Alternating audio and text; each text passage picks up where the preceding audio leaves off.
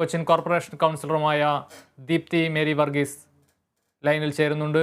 Shrimati Deepthi Mary Varghese, വീണ്ടും ഭീതി ജനിപ്പിക്കുന്ന ഒരു സാഹചര്യത്തിലേക്ക് കൊച്ചി നഗരം പോകുന്നു എന്ന് സംശയിക്കാനാകുമോ നിലവിലെ ഈ തീപിടുത്തത്തിന്റെ സാഹചര്യത്തിൽ?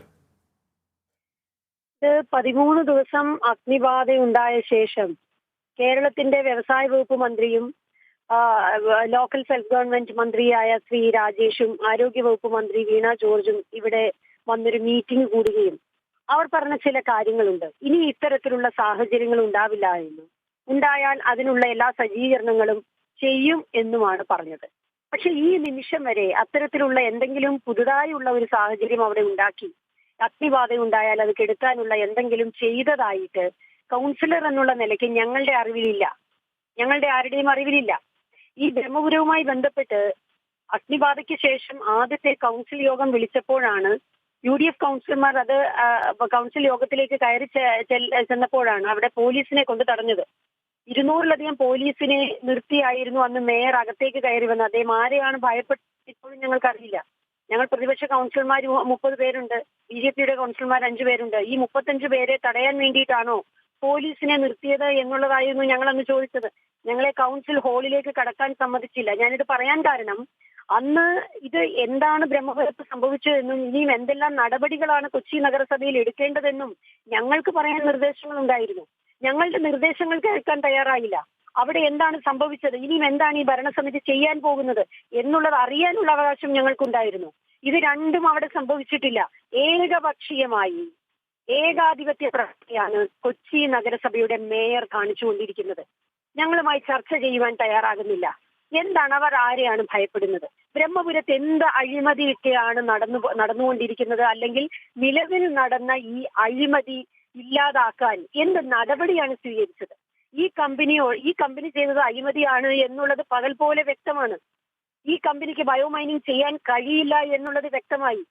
അവർ ടെൻഡർ കണ്ടീഷനുകൾ മുഴുവൻ തെറ്റിച്ചിരിക്കുന്നു. ഇത്തരത്തിലൊരു അഗ്നിബാധ ഉണ്ടാകുമ്പോൾ അത് കെടുത്താനുള്ള ബാധ്യതയുള്ള കമ്പനിക്ക് ഒന്നും ചെയ്യാൻ കഴിഞ്ഞില്ല. വീണ്ടും കമ്പനിയെ എന്തിനാണ് കണ്ടിന്യൂ ചെയ്യിപ്പിക്കുന്നത്? എല്ലാം പോകട്ടെ, അവിടെ 13 ദിവസം നടന്ന അഗ്നിബാധയ്ക്ക് കാരണം എന്താണ് എന്നുള്ളത് കണ്ടെത്തുവാനുള്ള അന്വേഷണം എവിടെ വരെയായി? അത് FIR പോലും ഇട്ടിട്ടില്ല എന്നുള്ളതാണ് മനസ്സിലാക്കാൻ കഴിയുന്നത്. എന്തായി എന്നുള്ളത് ഞങ്ങൾ ചോദിച്ചിട്ട് ഞങ്ങൾക്ക് മറുപടി ലഭിച്ചിട്ടില്ല. യാതൊരു തരത്തിലുള്ള അന്വേഷണങ്ങളും നടക്കുന്നില്ല. അന്വേഷണം നടന്നാലല്ലേ ഇതിന് കാരണം എന്താണ് എന്നുള്ളത് കണ്ടുപിടിച്ച് അതിന് പ്രതിവിധി ചെയ്യാൻ കഴിയുള്ളൂ. അത്തരത്തിലുള്ള യാതൊരു പ്രവർത്തനങ്ങളും ഗവൺമെന്റിന്റെ ഭാഗത്തു നിന്നോ നഗരസഭയുടെ ഭാഗത്തു നിന്നോ ഉണ്ടാകുന്നില്ല. അവിടെ കഴിഞ്ഞ 13 ദിവസം കത്തിയപ്പോൾ ഈ നഗരത്തിന് എന്ത് സംഭവിച്ചു?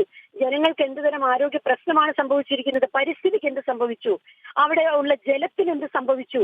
ഇത്തരം കാര്യങ്ങളൊന്നും ശാസ്ത്രീയമായി പഠിക്കുവാൻ ഈ സർക്കാരോ അല്ലെങ്കിൽ ഈ നഗരസഭയോ തയ്യാറാകുന്നില്ല. സർക്കാർ ചെയ്യുന്ന അഴിമതിക്ക് 100% കൂട്ടുനിൽക്കുന്ന ഒരു നഗരസഭയാണ് ഇന്ന് കൊച്ചി നഗരസഭ എന്ന് പറയുന്നത്.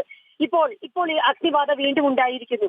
എന്താണ് ചെയ്യാൻ ഉദ്ദേശിക്കുന്നത്? അവിടെ എന്ത് സംവിധാനങ്ങളാണ് ഇവ ഒരുക്കിയിരിക്കുന്നത്? ഒന്നും ഒരുക്കിയിട്ടില്ല അവിടെ.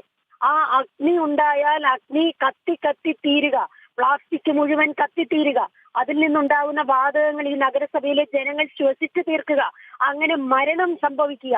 മരണം സംഭവിച്ചാൽ പോലും യാതൊരു പ്രശ്നവുമില്ലാത്ത കുലുക്കവുമില്ലാത്ത ഒരു ഭരണമാണ് ഇന്ന് കേരളത്തിലും ഈ നഗരസഭയിലും നടന്നുകൊണ്ടിരിക്കുന്നത്.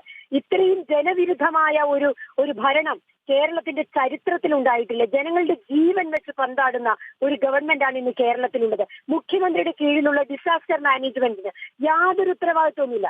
കഴിഞ്ഞ 13 ദിവസം കത്ത് പിടിച്ചിട്ട് അതിന് എന്ത് പ്രതിവിധിയാണ് ഡിസാസ്റ്റർ മാനേജ്മെന്റ് ചെയ്തിരിക്കുന്നത്? ഒന്നും ചെയ്യാൻ കഴിഞ്ഞിട്ടില്ലല്ലോ.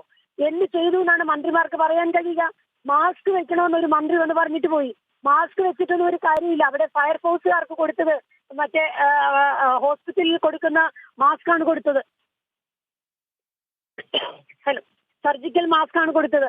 അവിടെ വേണ്ട രീതിയിലുള്ള പ്രൊട്ടക്ഷനോ അവർക്ക് വേണ്ട ഭക്ഷണങ്ങളോ വെള്ളമോ പോലും ആദ്യ ദിവസങ്ങളിൽ കൃത്യമായിട്ട് എത്തിക്കാൻ കഴിഞ്ഞിട്ടില്ല.